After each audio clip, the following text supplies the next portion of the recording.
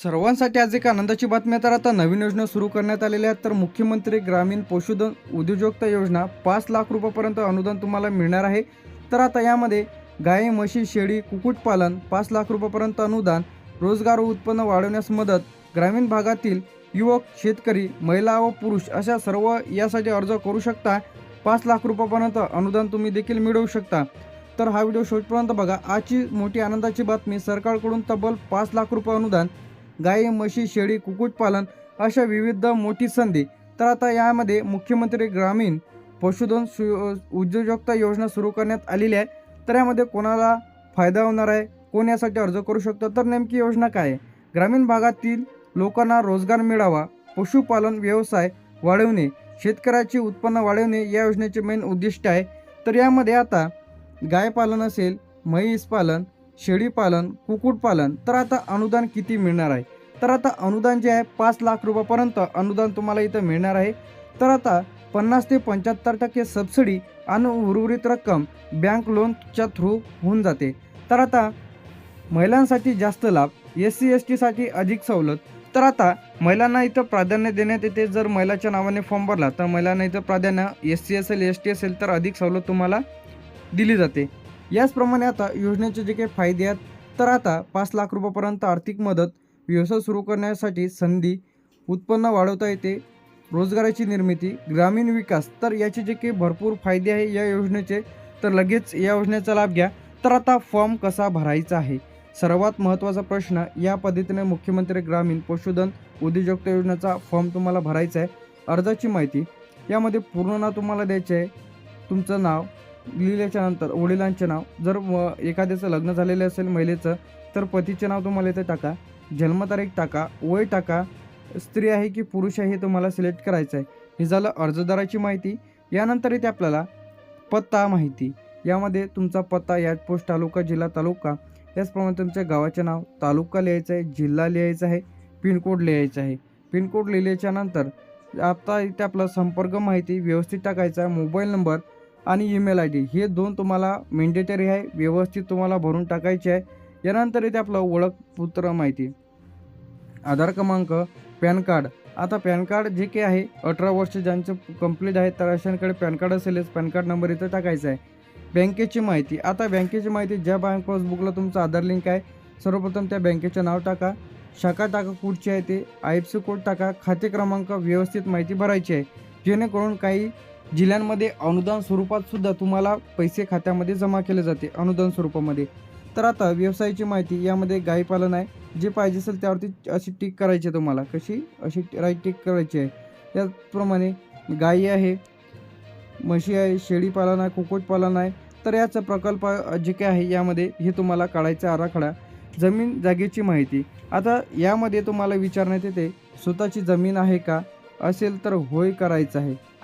आता सर्वांकडे जमीन राहते, शेळी पालन जर केलं तर त्यांची जमीन आहेच त्या जमिनीवर. त्याचप्रमाणे तपशील भरायचे आहे, गट क्रमांक काय, सर्वे नंबर काय हे ते. याचप्रमाणे कागदपत्र, आधार कार्ड, बँकेचं पासबुक, फोटो, जन्म प्रमाणपत्र, याचप्रमाणे जात प्रमाणपत्र. याचप्रमाणे तुमच्याकडे जर कास्ट सर्टिफिकेट जर नसेल तर तुम्हाला ओपनमध्ये म्हणजे तुम्हाला कमी सवलत मिळणार आहे. कास्ट सर्टिफिकेट जर असेल तर तुम्हाला प्राधान्य ते देण्यात येईल. याचप्रमाणे ठिकाण याचप्रमाणे कार्यालयीन वापरण्यासाठी अर्ज क्रमांक आणि तिथून तुम्हाला रिसिप्ट घ्यायची आहे. वापरताना लक्षात ठेवा, काळजीपूर्वक हा फॉर्म भरायचा आहे, जेणेकरून रिजेक्ट होऊ शकणार नाही असं भरायचं आहे. सर्व कागदपत्र योग्य जोडा, सही शिक्का विसरू नका. आता अर्जासाठी लागणारे आवश्यक कागदपत्र, तर यासाठी अर्जासाठी लागणारे आधार कार्डची झेरॉक्स, बँक पासबुकची झेरॉक्स, फोटो, मोबाईलवरचा OTP तुम्हाला इथं लागणार आहे.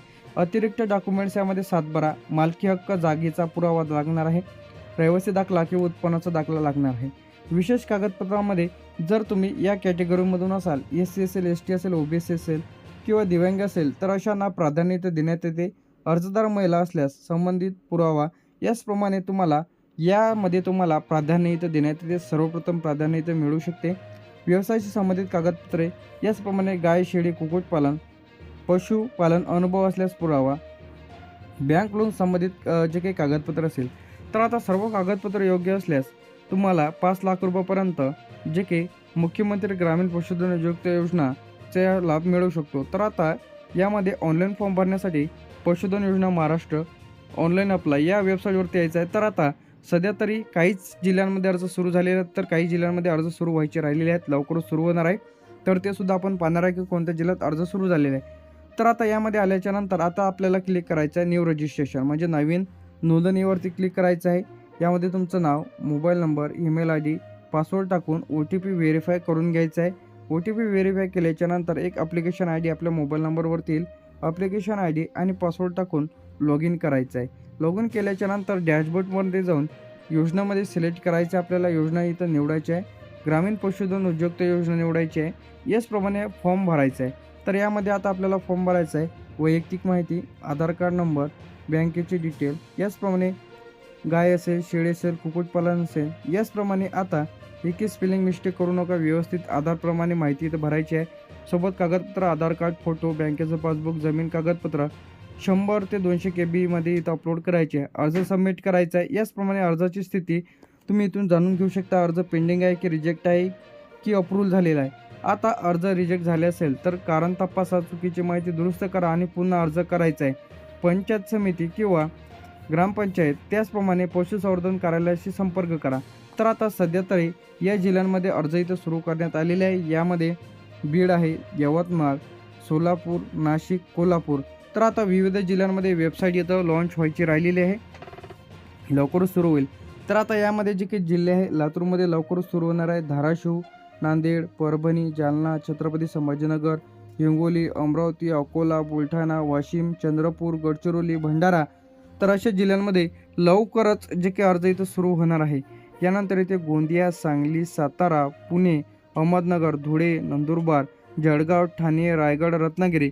तर आता या जिल्ह्यांमध्ये फक्त 5 जिल्ह्यांमध्ये अर्ज सुरू करण्यात आलेले आहे.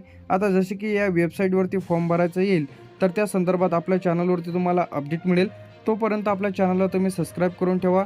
नेक्स्ट व्हिडिओमध्ये आपण जे काही याबद्दल अपडेट आल्याच्या नंतर फॉर्मबद्दल माहिती पाहू.